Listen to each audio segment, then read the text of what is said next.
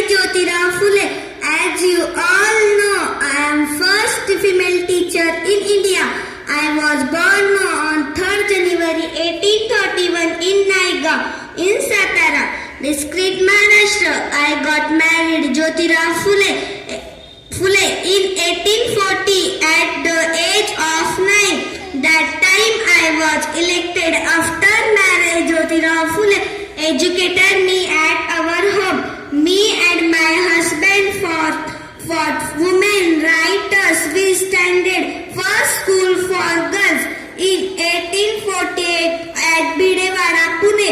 I was the only female teacher. We had opened the 18th school for girls in our life. We also fought against many bad practice like child marriage, sati and keshopan. Our lamp of education lightened millions of daughters' life, but it was not that easy. People opposed use lot, but when I see today's girls are HV cricketers in every different fields like education, sports,